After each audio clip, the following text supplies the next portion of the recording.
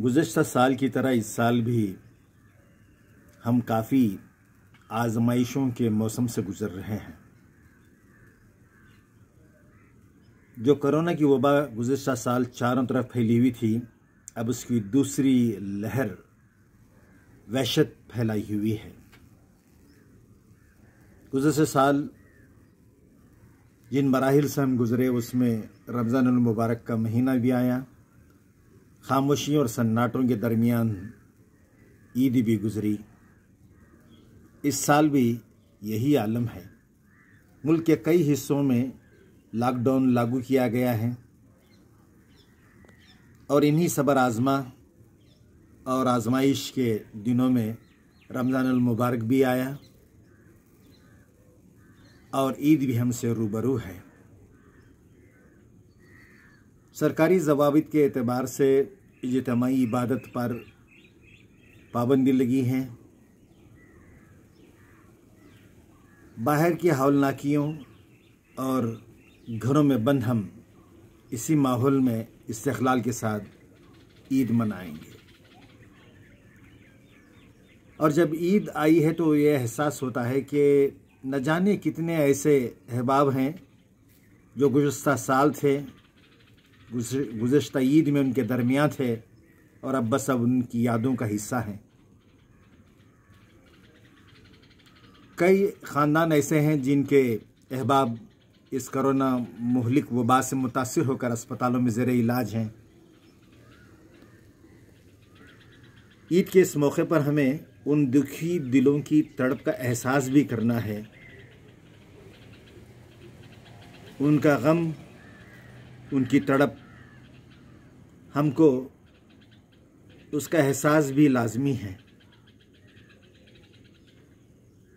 अब चारों तरफ खामोशियाँ ही खामोशियाँ फैली हुई हैं। इस माहौल में रब्बे करीम की मर्ज़ी के आगे हम बेबस और मजबूर हैं। इन हालात में मुझे लगता है कि अल्लाह से उसके खैर की पनाह मांगते हुए उसके हिफ्ज़ व अमान में हमें अल्लाह जगह दे। इन दुआओं के आगे हम कुछ कर ही नहीं सकते। हमारी अव्वलीन तरजीह इन हालात में यही होनी चाहिए कि हम खुद अपना ख्याल रखें, जो हिफाजती तदाबीर हैं, प्रिवेंटिव मेजर्स हैं, उस पर हम अमल पैरा हों, अपने मुतल्लिक़ीन को भी इसकी तलक़ीन करें और इसकी निगहबानी करें। शायद ही अपने मुल्क में ऐसे सबर आज़मा मरहले और सबर आज़मा शब रोज़ गुज़रे होंगे, किसी एक बीमारी से चारों तरफ इंसान बेबस, लाचार और बेकस सा महसूस कर रहा है अपने आप को।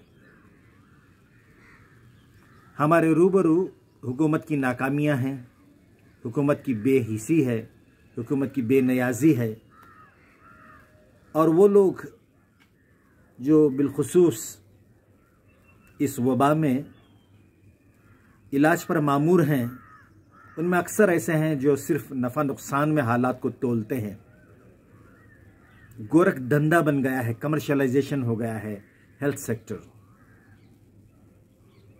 जिनके पास कुछ नहीं, उनकी हालत बयान के बाहर है।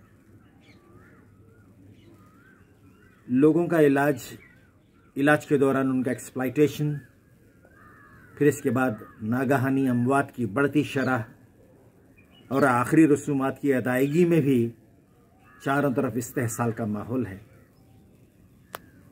गुज़श्ता साल की तरह ये ईद भी आएगी, हमारे दरमियान खामोशी से गुज़र जाएगी। वक्त का तकाज़ा है कि हम रब्बे कायनात के आगे बसर सजूद होकर ये दुआ मांगें कि इस मुहलिक वबा से हमें निजात मिले और फिर से इंसानियत सुरखरू हो जाए। वो माहौल जो पहले था फिर से आम हो जाए।